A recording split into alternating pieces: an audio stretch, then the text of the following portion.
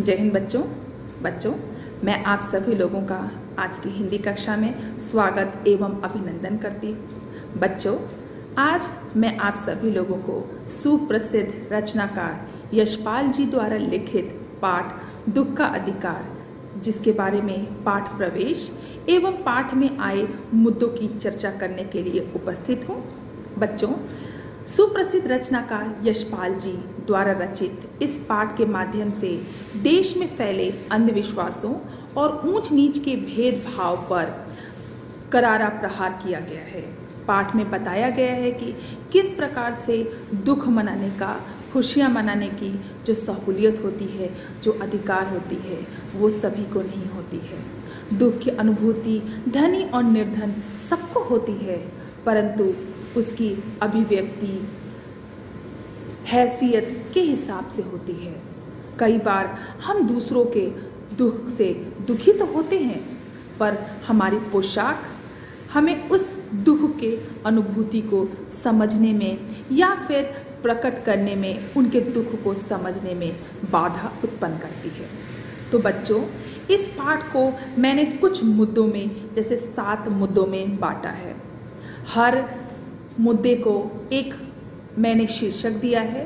उस शीर्षक के आधार पर पाठ का सार, पाठ परिचय, पाठ की अभिव्यक्ति और पूरी तरह से पाठ को स्पष्ट करूंगी। तो ज़्यादा समय न लगाते हुए पाठ की शुरुआत करते हैं।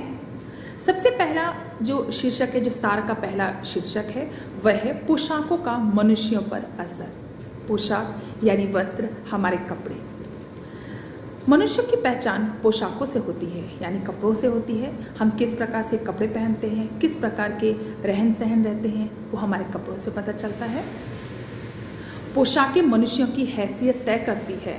जब हम समाज के निम्न वर्ग के दुख की अनुभूति समझना चाहते हैं, तो ये पोशाकें ही हमारा बंधन बन जाती है और हमें झुक सकने से रोके रहती है। लेखक की दूसरा मुद्दा है, लेखक की पोशाक बनी व्यवधान। बाजार में फुटपाथ पर एक बूढ़ी औरत खरबूजे बेच रही होती है। वह कपड़ों से सिर छुपाए हुए, घुटनों के बीच में सिर को दबाए हुए वह फफक फफक कर रोती रहती है। परंतु लेखक जो रामविलास शर्मा जी चाहते हैं कि पता करें कि किस कारणवश यह बूढ़ी औरत फफक फफक के रो रही है।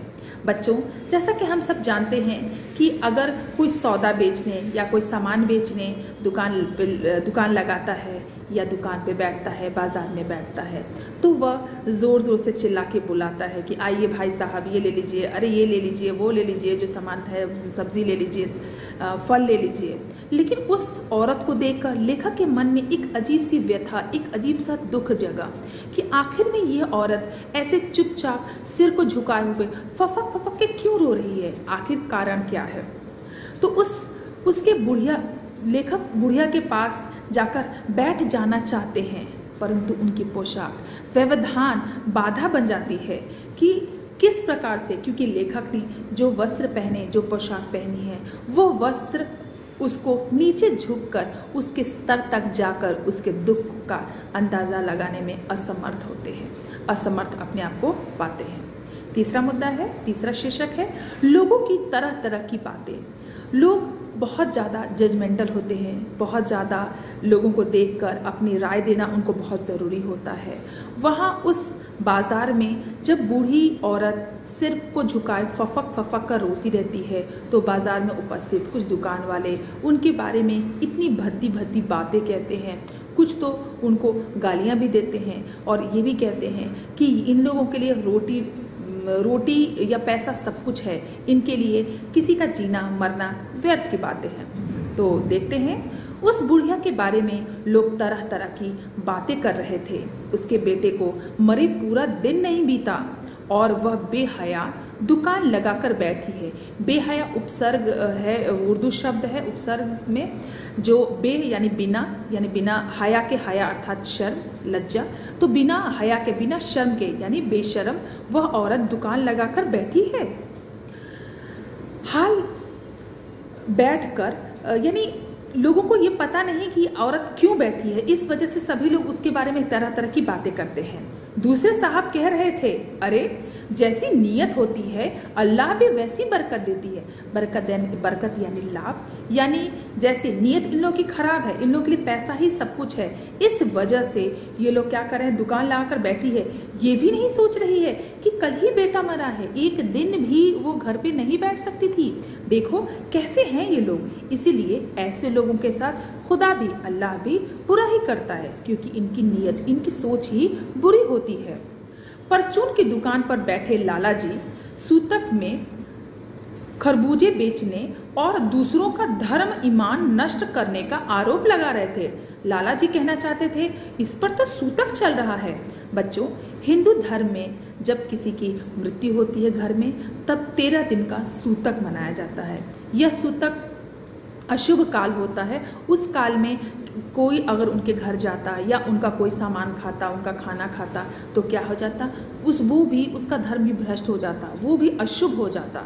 तो इस तथ्य पर लाला जी कह रहे थे कि देखो कैसी बेहया है, कितनी बेशर्म औरत है, क्या इसको ये भी नहीं पता कि इसके ऊपर सूतक चल रहा है। तो ये घर में बैठे और वो बाजार में आज खरबूजे बेचने आई है। बताइए, दूसरों का धर्म तो पूरी तरह से भ्रष्ट ही कर देगी। आगे देखते हैं, बुढ़िया के बेटे को सांप ने डसा। अब आखिर में यह जो शीर्षक है दुख का अधिकार, ये लेखक का लिखने के पीछे तर्क क्या है, आखिर में कारण क्या है, लेखक भी ये जानना चाहते हैं। तो देखिए, आसपास की दुकानों पर पूछने पर लेखक को पता चला कि उस बुढ़िया का 23 बरस का बेटा, जिसका नाम था भगवाना, वह कछियारी किया करता था। कछियारी होता है जो कुछ ज़मीन पर सब्जियां तरकारियां उगाना, तरकारियां सब्जी को कहते हैं, तो सब्जियां तरकारियां उगाना। अब भगवाना शहर के पास उसकी 1.5 बीघा की जमीन होती है।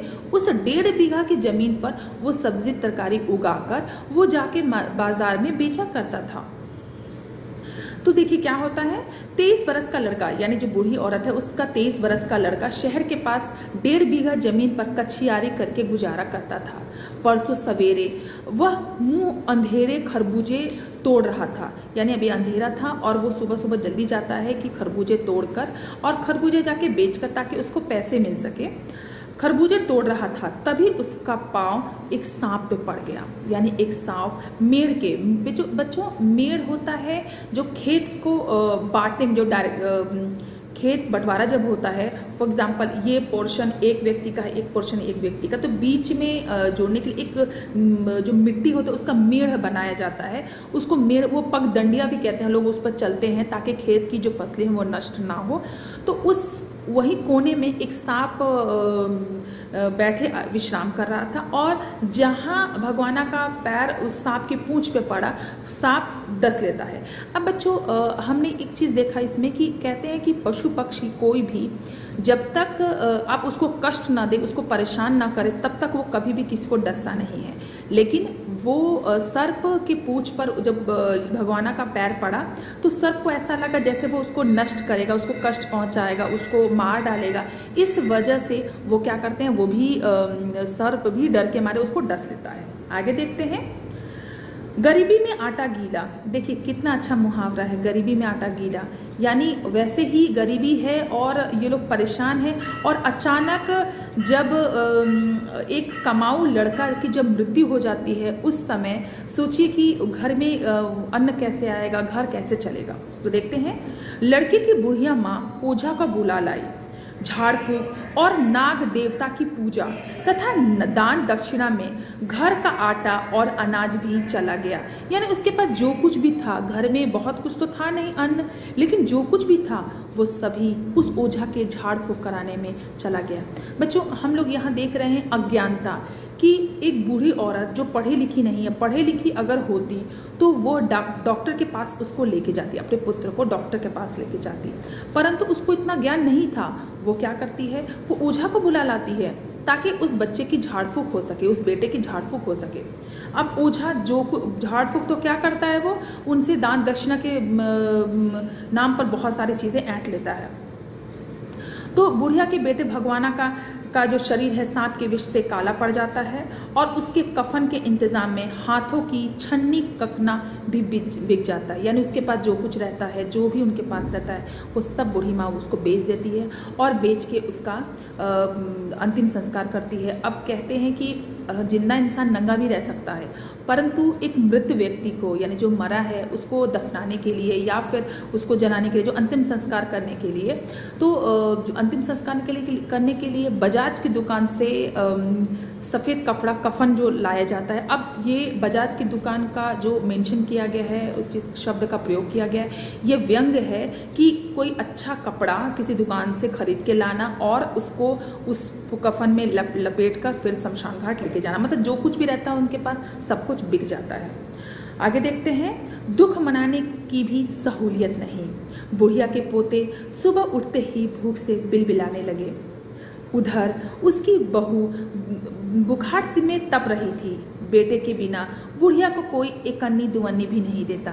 यानी बूढ़ी औरत, देखिए हमारे समाज का कटु सत्य है कि जब हमें आस होती है कि पैसे वापस मिलेंगे, धन संपत्ति वापस मिलेगा, तो लोग मदद करते हैं, नहीं तो लोग भी मदद नहीं करना चाहते। उस बूढ़ी माँ का एकलौता सहारा उसका बेटा जो मृत्यु को प्राप्त हो चुका है। अब उस माँ को, उस बूढ़ी माँ को कोई भी कर्जा देने को तैयार नहीं है। लोगों को ये लगता है कि वो पैसे कहाँ से वापस करेगी, यानी कर्जा दे नहीं सकती, इसलिए उसका कोई भी उसकी सहायता मदद नहीं करना चाहता है। तो उधार देने को कोई राजी नहीं है। बुढ़िया के सामने खरबूजे बेचने के अलावा कोई चारा न था। वह बड़ा साहस करके खरबूजे बेचने बाजार में गई। हाय रे दुर्भाग्य! एक बूढ़ी माँ जिसका जवान लड़का, या यूँ कहें एक कमाऊ लड़का जो अभी अभी मृत्यु को प्राप्त हुआ है, 24 घंटे भी नहीं हुए कि वो रोकर दुख को हल्का कर सके। बच्चों, जो मैंने सूतक की बात की, सूतक जो 13 दिन का अशुभ जो काल होता है, उसमें ये साइंटिफिक रीज़न अगर हम देखें तो उसके पीछे तर्क ये है कि कहते हैं ना, समय अच्छे से अच्छा दुख को भर देता है। तो 13 दिन कम से कम वो दुख बैठ के मना सकती है, परंतु ये लोग डेली कुआं खोदकर पानी पीने वालों में से हैं। यानी डेली मेहनत करते हैं और जो पैसे कमाते हैं उससे क्या करते हैं, अपना घर चलाते हैं। तो अब इस बात पे हम देख सकते हैं कि बूढ़ी माँ कितनी ज़्यादा दुखी है कि बेटे के, क्योंकि बहू बुखार में तप रही है, तो खरबूजे जिसकी तासीर ठंडी होती है वो अपनी बहू को खिला नहीं सकती है। और बच्चों को खिलाने के लिए क्या करती, अन्न उसके पास नहीं था, भोजन नहीं था, अनाज रहेगा तभी तो बना के बच्चों को खिलाएगी, इसलिए वो खरबूजे बेचने बाजार गई। आगे देखते हैं, संभ्रांत महिला का दुख। संभ्रांत होता है धनी वर्ग, यानी उच्च वर्ग की महिला जिसके पास धन संपत्ति बहुत है। अब उसके बारे में क्या बताया गया, देखिए लेखक उस पुत्र वियोगिनी के दुख का अंदाजा उस संभ्रांत महिला के दुख से लगाना चाहते हैं। देखिए, जब भी हमारे पास हमको कोई कष्ट होता है, हम लोग इस चीज़ की इमेजिनेशन किसी और चीज़ से लगा के करते हैं। यहाँ पर जो लेखक हैं उनको याद आया कि ऐसे ही एक माँ का पुत्र मरा था जो संभ्रांत महिला थी, उसके पास धन संपत्ति है, सहूलियत है, दोनों का दुख सेम था, दोनों का दुख एक जैसा था। दोनों की माँ पुत्र वियोग से दुखी थी, लेकिन उस संभ्रांत महिला के सिरहाने 24 घंटे डॉक्टर, दो डॉक्टर सिरहाने खड़े रहते थे। हर वक्त कोई ना कोई उसकी सहायता करने के लिए, उसकी मदद करने के लिए उसके पास रहता। यहाँ तक कि पूरे शहर के लोग उसके दुख से द्रवित हो गए थे, दुखी हो गए थे।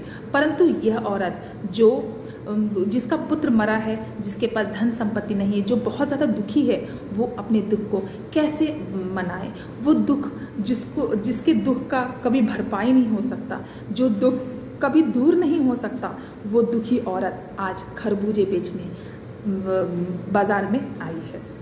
तो उस दुख से सारा, यानी उस संभ्रांत महिला के दुख से सारा शहर द्रवित हो उठा था। लेखक सोच रहा था कि गम मनाने दुख मनाने की भी सुविधाएं होती है और दुखी होने का भी अधिकार होता है। अतः दुख का अधिकार सभी को नहीं होता। मैं सलाम करती हूँ यशपाल जी को, जिन्होंने हमारे समाज में व्याप्त अंधविश्वास, लोगों के इस तरह से करते हुए व्यवहार को उजागर किया है, ताकि हम सभी लोग इस बात को समझ सके कि दुखी व्यक्ति की कम से कम हमें मदद करनी चाहिए, न कि उनके बारे में और ज़्यादा व्यंग करें। तो बच्चों, पाठ का सार कुछ इस तरह से मैंने व्यक्त किया। उम्मीद है आप सभी लोगों को समझ में आया होगा। इसके साथ ही साथ एक बार पाठ आप पढ़िए, जो ना समझ में आए तो अपने शिक्षक से बाकी पूछिएगा। धन्यवाद, नमस्कार।